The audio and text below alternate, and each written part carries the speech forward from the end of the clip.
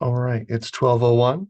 I want to be respectful of everyone's time, so we'll go ahead and get started. Thank you, everyone, for joining again. Today's session is Thinking Local, working with chambers and regional economic development chambers and EDCs. Before we dive into the presentation, just want to go over a few housekeeping notes. First, note that this webinar will be recorded and posted on the Apprenticeship Illinois website later this week. We encourage you to stay on mute to minimize distractions during the presentation. If you have any questions during the presentation, feel free to enter them into the chat or the question and answer sections, and we'll do our best to address those at the end of the webinar as time allows. There will be a survey after the webinar concludes. We always want your feedback to let us know how we're doing and if this was worth your time today. So thanks for the attention. As far as bios go, I want to introduce Nate.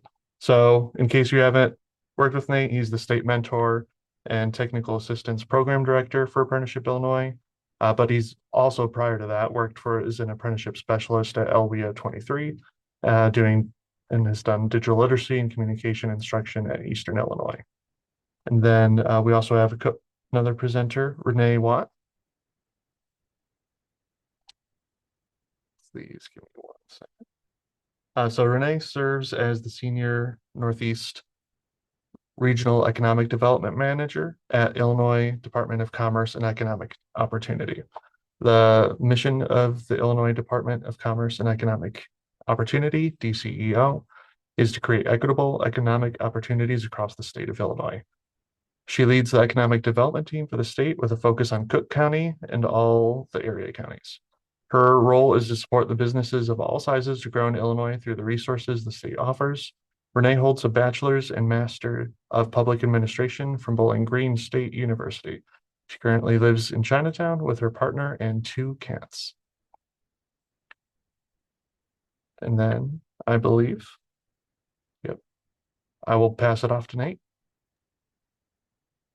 Happy lunchtime, everybody. Thanks for joining us for another one of our Apprenticeship Illinois Lunch and Learns. As always, we like to provide a little bit of a reminder and context about what our Apprenticeship Illinois regional specialists can do to collaborate with all members of their integrated business services teams. As a reminder, our regional specialists will conduct in-person and virtual apprenticeship outreach through events and employer consultations. They receive and pursue referrals received to our incredible apprenticeshipillinois.com. What a great website, and they work with employers to fully develop and register apprenticeship programs with the Department of Labor from start to finish. And because our business services are integrated with each other so seamlessly, they'll also connect employers to other applicable services, grant opportunities, such as some of those that we'll hear about today from Renee. So that's kind of setting things up at the top. And then I want to transition into some of the learning objectives, at least for the first half of today's session. I always say that chambers are some of the most important partners that we have in conducting apprenticeship outreach. And I think they're oftentimes go kind of underlooked when we consider who our core partners are, especially for our integrated business service teams. So even though most of today may be things you already know, I think it's important to kind of reframe how we look at chambers as a partner for apprenticeship outreach and how we work with them in general. So today we're going to understand the role of chambers in our local workforce ecosystem. We're going to identify what the strong benefits of strong partnerships can be with local economic development. We're going to brainstorm strategies for effective collaboration with our local and regional economic development entities. And we're going to anticipate and overcome and strategize how to overcome potential challenges in working with our local chambers.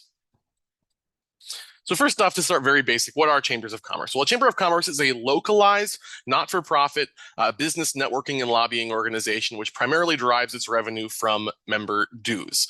What that means is that chambers, in order to fulfill their existence, must offer a value add to their member businesses. So they are always looking for ways to be a value add.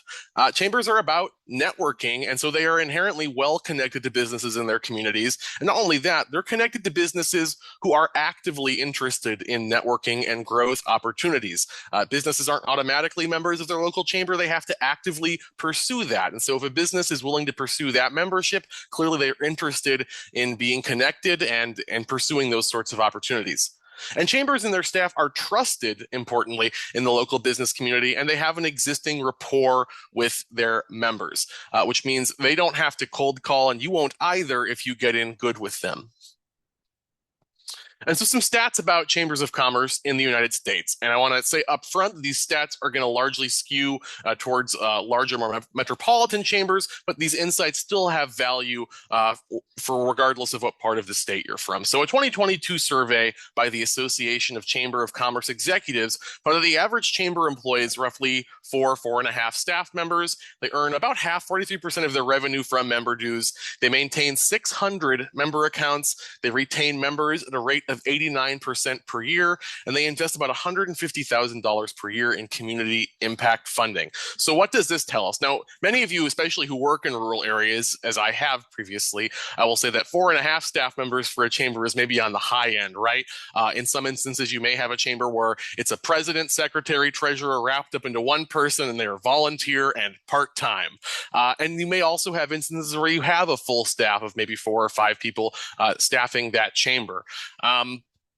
The idea of maintaining 600 member accounts, that's going to fluctuate, obviously. In a rural area, they may not have 600 members, but the majority of the larger employers that we'd be looking to target for something like a registered apprenticeship or other WIOA business services are going to be members most likely. And then chambers are invested in your regional economic development and growth as well. So even though they're coming at it from a private sector perspective, and many of us come at it from a public sector perspective, we're ultimately engaged in similar work in terms of how we can strengthen our businesses as a means of strengthening our communities. And so what are some of the benefits of partnering with our chambers? Well, for one, chambers have an existing infrastructure for sharing valuable information with their members, whether that's their weekly, monthly, bi-monthly meetings, the informal or formal events they put on, any newsletters they put out, their social media channels. They have an existing infrastructure that's available for the right resources to be shared through. Highly involved chamber members are early adopters and champions in their communities who are interested in staying current on innovative opportunities. And so something like registered apprenticeship as, the hot new contemporary work-based learning strategy for training and retaining talent, that might be something those individuals are interested in. And we know that they're interested in pursuing those opportunities because they're so engaged in their local chamber. And then, of course, when brought on board as apprenticeship champions, the chambers and their staffs themselves can function as a high-powered referral system with significant potential for lead generation. If you have your local chambers on board, if your local Chamber of Commerce presidents know about registered apprenticeship, know the benefits, know about WIOA business services and the different funding streams available to them. We always say WIOA is the best kept secret. We don't want it to be kept secret from our local chambers because they can be our biggest champions. And so if you have somebody who has to create a value add for their members, who are employers, who are able to share this information, you won't need the cold call because you will have the chambers making referrals, going into one-on-one consultations with you, setting up lunches for you, keeping your calendar full. I always told my local chambers when I was working as a specialist that my calendar was their calendar, and they treated it that way. And it kept me on the road and it kept me busy, but it also kept me in conversation with businesses. And even if it was not always businesses where I got there and I thought, oh, this is for sure going to be a registered program, just doing that work of word of mouth is really valuable at the local level. And chambers also have the organizational ethos or reputation that sometimes LWIAs or local government lacks amongst members of the business community. Whatever swath of the population thinks that the scariest words are "I'm from the government and I have some free funding for you," chambers can help kind of curve that instinct because they have a reputation and are trusted in your business community. So what are some opportunities we can pursue for partnering with our local chambers of commerce? Well, first off, they're a networking organization, and so there is no harm in networking through the events they already have ongoing. Chambers will often put on after hours or sort of like golf scramble type social events, and it's great to be there and just hand out business cards if you got them, get in people's Rolodex, or informal presentations such as, we do a Lunch and Learn webinar series, and that's in part because Lunch and Learns are some of the best ways we've found to connect with our local businesses. Not everybody necessarily is ready for an initial consultation, but if they hear they can get, a free or discounted lunch at your local, Outback Steakhouse, not a sponsor, or whatever, then they may be willing to attend that and hear about what you've got to say and maybe take some literature. You can also conduct formal outreach with your chambers, such as symposiums, business roundtables. We've seen huge success with across the state, business services expos, if you really want to get involved, and taking advantage of some of their ongoing publications. If they have a newsletter, especially if it's an in-print newsletter, glossy, maybe magazine style, get an article in there, get a blurb in there. Make sure that you are featured in there as the business services you are offering, especially if you're one of our Apprenticeship Illinois regional specialists. You can always conduct mutual social media promotion on Facebook, LinkedIn, and Instagram. And so this is a thing where your chamber may not have the largest social media following, but the people who follow your local chamber are going to be businesses. So sometimes it's about quality over quantity in terms of that organic reach you can get through social media. If you're engaged in talent pipeline management, employer sector partnerships, chambers can be a great help for not only identifying businesses to participate in TPM collaboratives, they can also help you in terms of facilitating if that's something they're willing to make an investment in as well. Obviously, you want to make sure that you have your chambers on your integrated business service team meeting so that they know what everybody has going on. They can't be a champion for you if they don't know what they're championing. And then, as I mentioned, when you reach that highest level of engagement, chambers really can be a great resource for one-on-one referrals and consultations with their members. So what are some potential barriers to partnership with our local chambers and economic development organizations? Well, first thing is communication, because it's no secret that oftentimes our public sector, workforce development professionals, and our private sector, HR folks are not always speaking the same language, especially when it comes to something like our grants or registered apprenticeship, where there are a million different acronyms, a million different pieces of technical jargon that we use that all sound normal to us, but they all sound completely alienating to people in the private sector. And so we want to make sure that we're always using the same language as our chamber partners, because even if our chamber partners get it, we want to make sure that we're always speaking in a way that they will see the inherent value add to businesses. There's a perception of red tape and bureaucracy, and this is kind of a stigma that we always have to overcome in developing these strong public-private partnerships. There is inherent skepticism of the idea that any of the programs that we promote or talk about are ever going to get done. And so just as when we work with employers on apprenticeship, we always want to emphasize the streamlined nature of our outreach process, of our registration process. We want to do the same thing with chambers. We want them to be surprised how fast we get back to them with an email. We want them to feel like this person is just as energized, if not more, than the member companies I'm working with as a chamber. Lack of awareness. Again, WIOA, registered apprenticeship, both suffer from being the best kept secrets, and we don't want them to be, right? We want to break down those silos, make sure everybody knows what we have going on and knows the potential represented by not just registered apprenticeship, but all of our WIOA business services, whether that's youth work experiences or OJTs or ITAs or incumbent worker training. We want to make sure we get that word out, and they can't help us in doing that if we haven't done our due diligence to make those connections. And then lastly, there's oftentimes a lack of trust.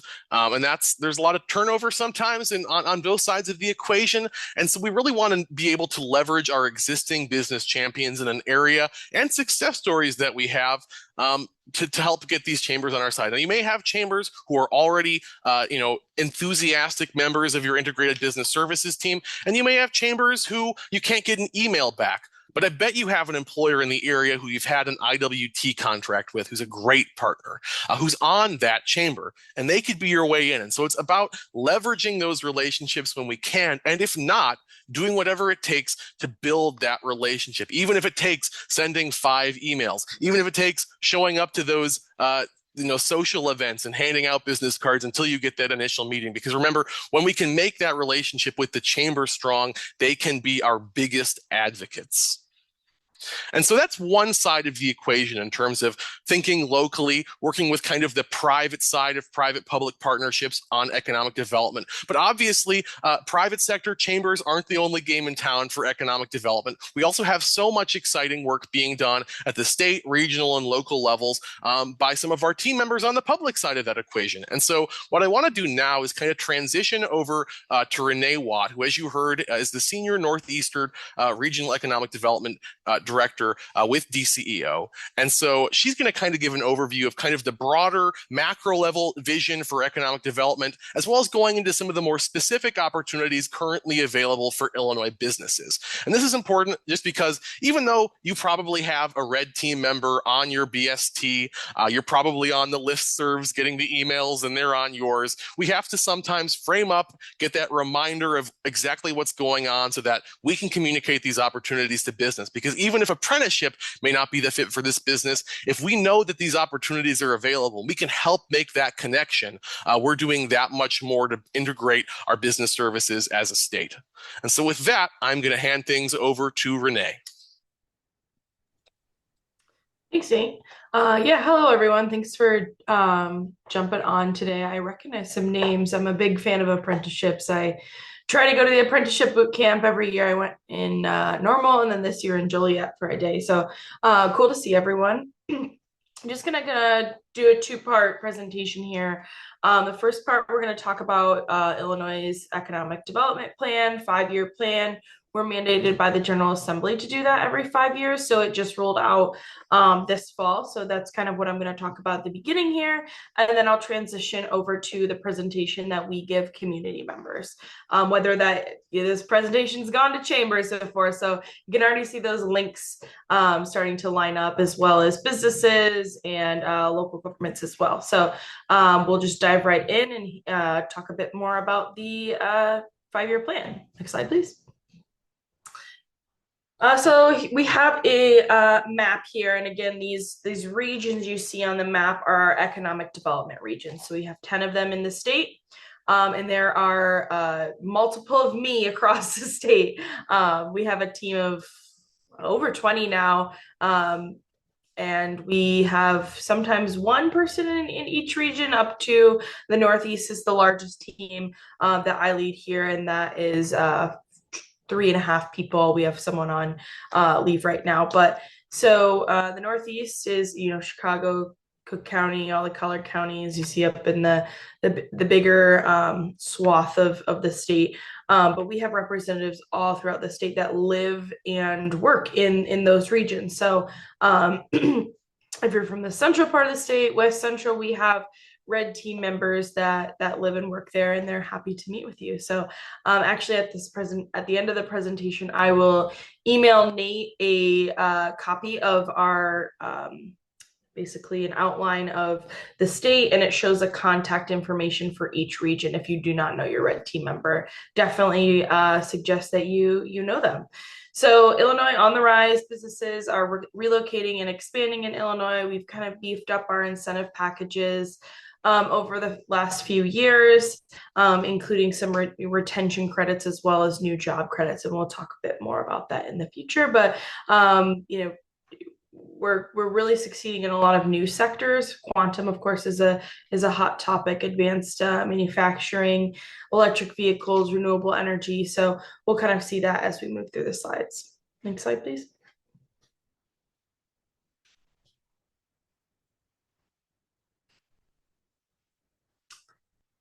So we have some goals for the next 5 years. Of course, these can't happen overnight, but we have some guiding goals for the next 5 years. Yes, thank you for the acronyms in the chat. That's very helpful. I appreciate that.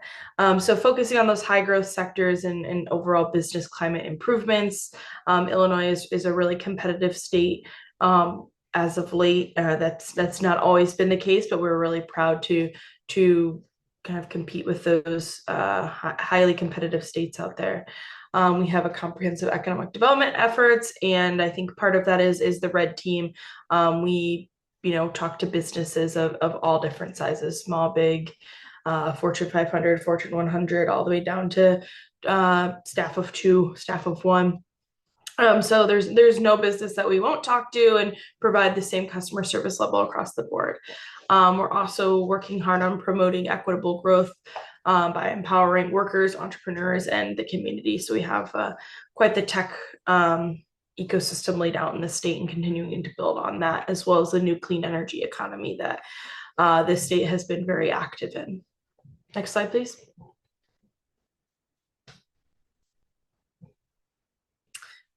So we have our business development strategy in DCEO, or Department of Commerce and Economic Opportunity. We have various teams like IDES is another department, but we have Team Red, which is under DCEO.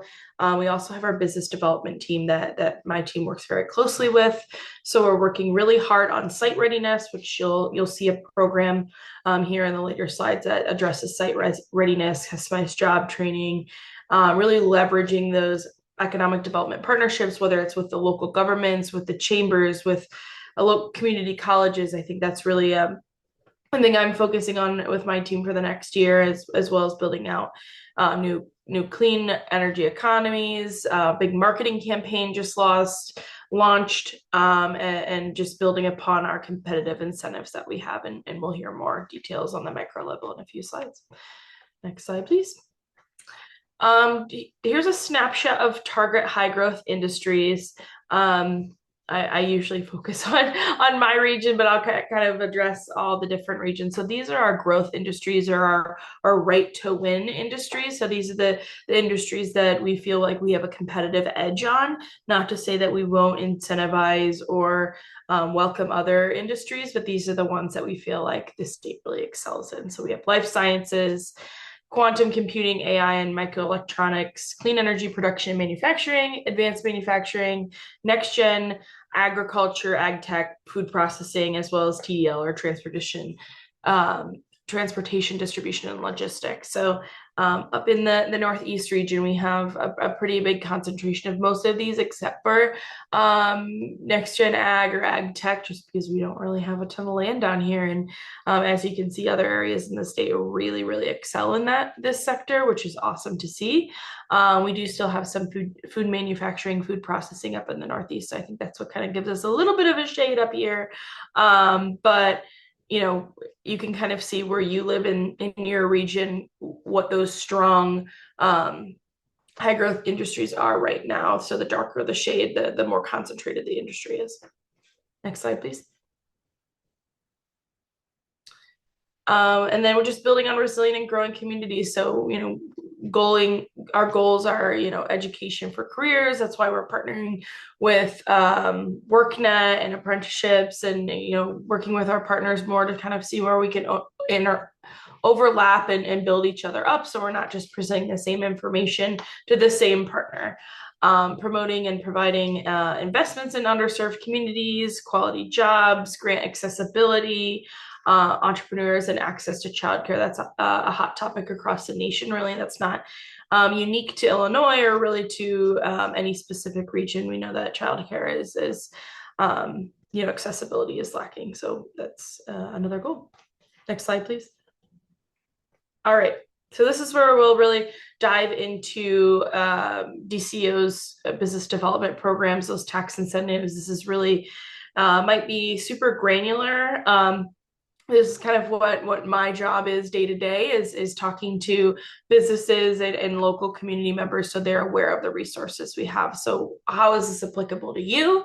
So if companies are looking for expansion, we can talk to them about different programs that we have to offer. And kind of on the flip side, I often talk to our businesses about various programs like incumbent worker training, and ETIP, which is the employer training investment program. So the workforce programs kind of intermix here, as you'll see. So our tax incentive programs. Go ahead, next slide. So EDGE is kind of our bread and butter. This is a lot of words. It's nothing that you need to know, in any granular detail, but EDGE stands for Economic Development for Growing Economies. And it's essentially a tax credit for companies that are creating new jobs, investing capital money into the state, as well as kind of not made that final decision yet. So we call it a three-legged stool. And that stool is jobs, It has to be new jobs. If they're just looking for retention, we really are looking at giving incentives when there's new jobs, as well as capital investment. And then that third thing is whatever they're looking to invest, they haven't actually made any sort of legal decisions to move forward yet. Just to be good stewards of taxpayer dollars, we want to make sure that we're incentivizing companies to stay and relocate here who've not made that final choice yet. Next slide, please. REV, or Reimagining Energy and Vehicles, is a very similar program to EDGE. It's a tax incentive program, based off those three things as well: jobs, investment, and that decision of where the companies are. So these are all tax credits that the employer gets back for hiring new jobs. None of these numbers matter to anyone. If you have companies that are interested in learning more, that's where Red Team would come in and kind of go into the nitty-gritty with them. So this is essentially a tax credit, but for sectors specifically involved in renewable energy. Some other programs we have are the Blue Collar Jobs Act. So we give a credit to the company that's building the warehouse, or building, a shell of a building, or, whatever they're looking to do. And they already have an EDGE program. We can give the employee or employer a tax credit based on the construction workers tax withholding. So it's a really cool program. Lots of people are very interested because the employer is not actually paying those construction worker as like a W-2, but they're kind of like a contractual worker, but they're getting a credit for them. So that is kind of a work in progress. We're trying to make that more digestible for folks to use. And I guess one thing to note is these programs I'm talking about here: Blue Collar Jobs Act, investment tax credit, enterprise zone. Most of the time that they need to have some sort of agreement, whether it's the enterprise zone, EDGE that we just talked about. So EDGE and REV are usually kind of those first gates that open up more incentives as well. So manufacturing machinery and equipment, or M&E exemption, you don't need to have any sort of big investment for that, or really any investment of any size. It's a exemption for sales tax on a lot of manufacturing machinery and equipment. We also have an investment tax credit, which is a 0.5% tax credit on the company's total investment if they're located in an enterprise zone. And I'm sure everyone's like, what do you mean? What's an enterprise zone? Where is that? So I can also share, we have publicly available maps that you can search an address and see if the company is in an enterprise zone, but even you don't have to go that far. Really just making that connection with the Red Team and an employer, and we can present this all to them. But I think it's really important to know that we have programs available, but being super familiar with the granularity, you don't need to be. Next slide, please. All right, so we talked a bit about the 5-year plan and how we're investing in startups and entrepreneurs. So here are some programs specifically we have for the startup community. So we have EDGE for startups, which is essentially the same thing as the EDGE program, but it's specifically for companies that are 10 years or younger, not yet turning a profit and are ready to hire some folks. So we kind of, when we do an intake call, we kind of ask the company, to give us an overview of the company and see if they're a candidate for the startup program or the EDGE program. You can't be both, but neither one is better than the other. It's just which one you fall into. Invent Illinois is a venture fund direct equity investment program, which is funded through the SSBCI, or the Treasury State Small Business Credit Initiative. And they are expected to provide small businesses with the resources they need to grow and thrive, that traditional underserved entrepreneurs, if they don't have access to capital.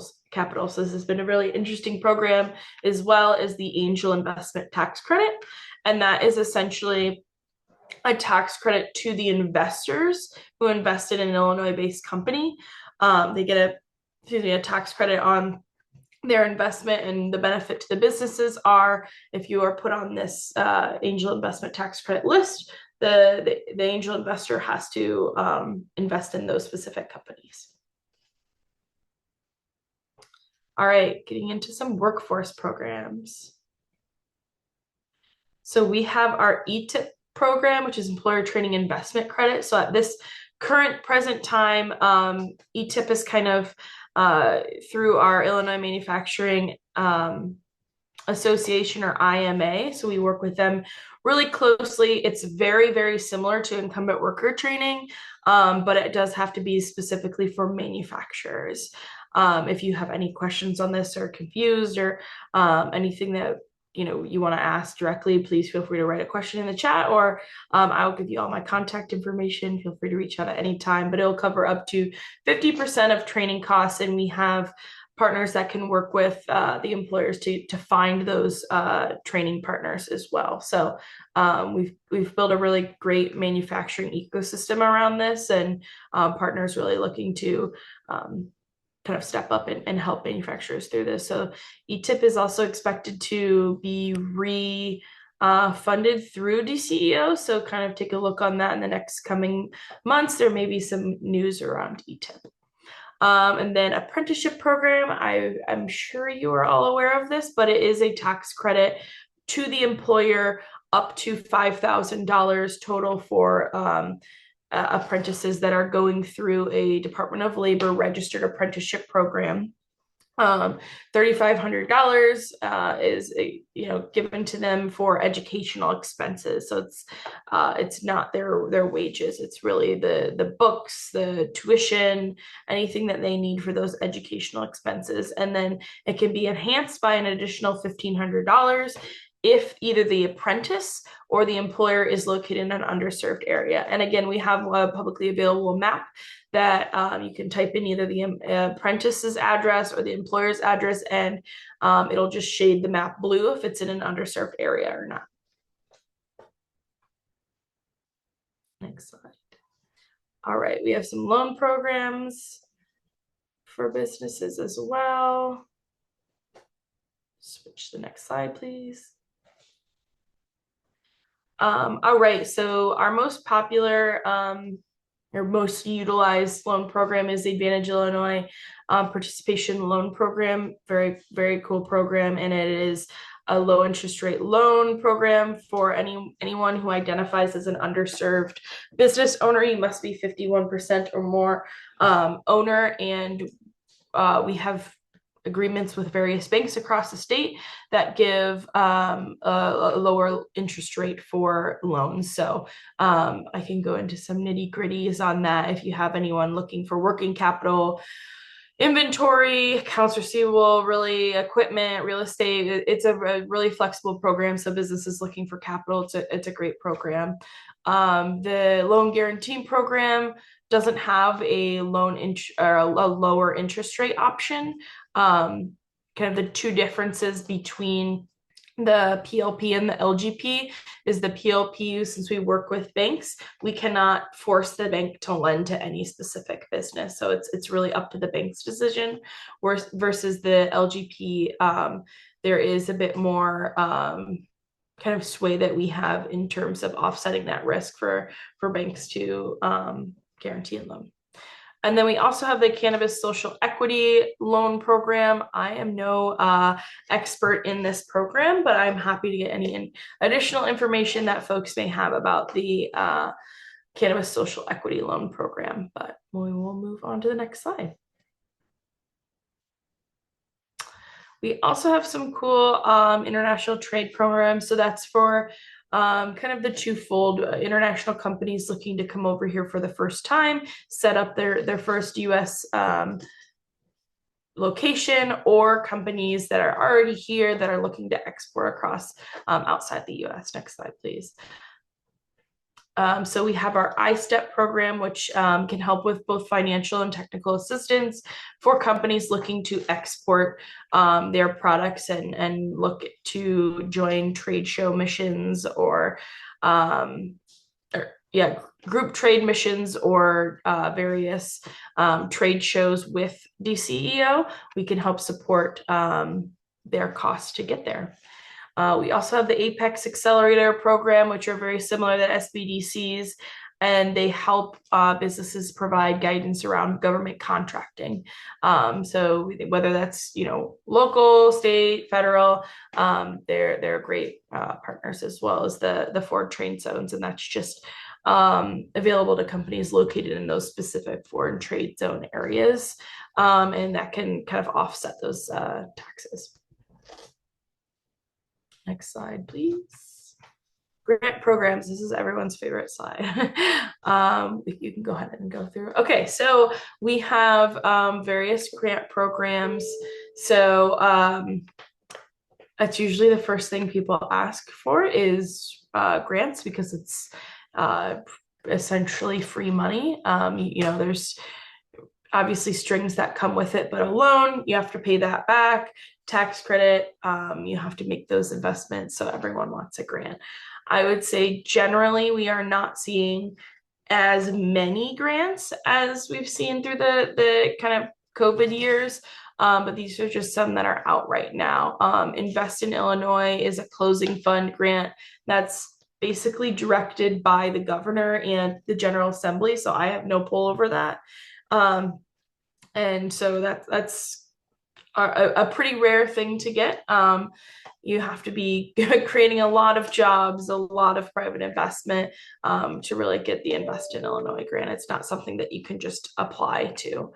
Prime sites, it kind of goes along with the EDGE program. So if we do have a company looking to hire 50 plus new jobs and $40+ million in investment, we can give them a grant that is $5,000 per new job that they add with a 1-to-1 match.